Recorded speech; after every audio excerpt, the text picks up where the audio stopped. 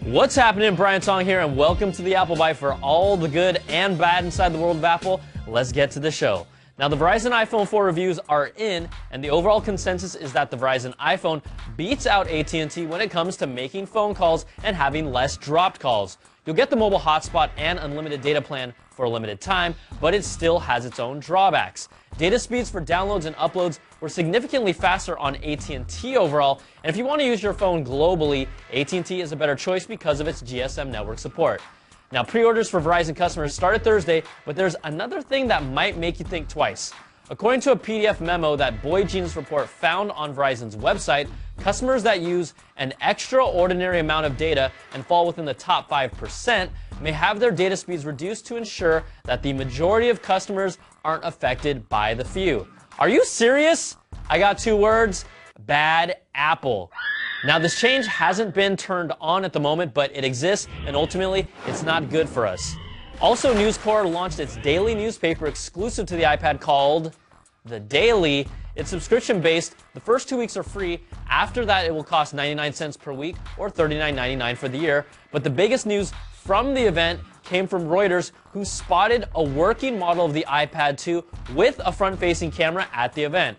There were no pictures taken of it, and Apple declined to comment, which clearly means it exists. Photos acquired by 9to5Mac show what's believed to be the LCD part for the iPad 2. It's 10 grams lighter and a millimeter thinner, and that could mean a smaller iPad.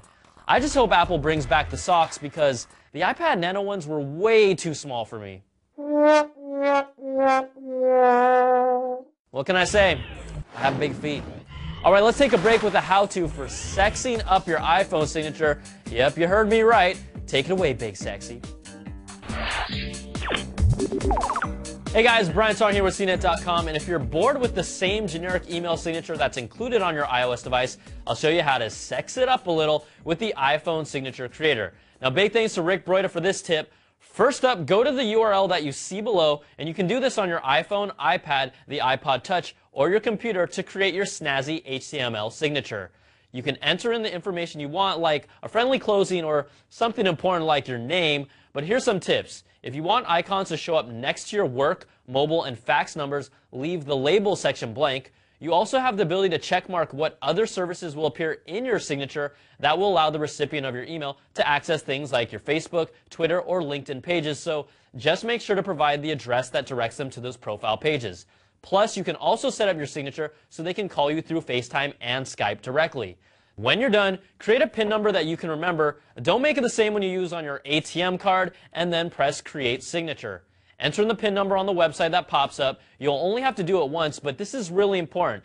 Now, before you press Go, add this as a bookmark on your home screen on your iOS device. Then, whenever you want to send someone an email with a killer HTML iPhone signature, you'll be able to do it with the press of your home screen icon. I'm Brian Tong for CNET.com, and that's how you create your custom signature for iOS devices, and trust me, all the ladies will be asking you about it. Use it Hold on, guys.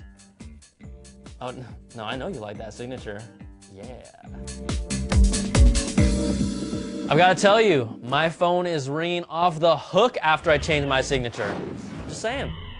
Now, we've told you all to wait out for the next refresh of Macs using Intel Sandy Bridge processors, but you might have to wait a little longer after a chipset flaw has caused Intel to recall them and delay shipments. So that wait for a new MacBook is probably going to be a little longer.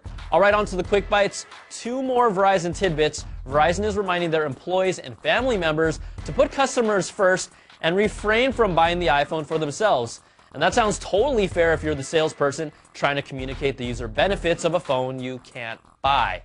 And in good news, people who own Verizon's Pantech 4G LTE modem should be happy, since a software update now makes it compatible with Macs. And we've shown you a preview of iOS 4.3 in a previous episode that's only available to developers. Apple recently released the third version of the beta, which points to an official release very soon, as in a couple of weeks very soon.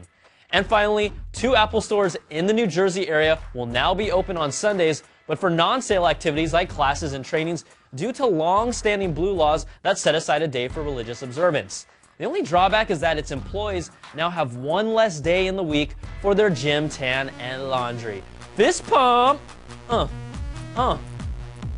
All right, that's going to do it for this week's show. Send us your emails to theapplebite@cnet.com. I'm Brian Tong. Thanks for watching, and we'll see you guys next week for another bite of the apple.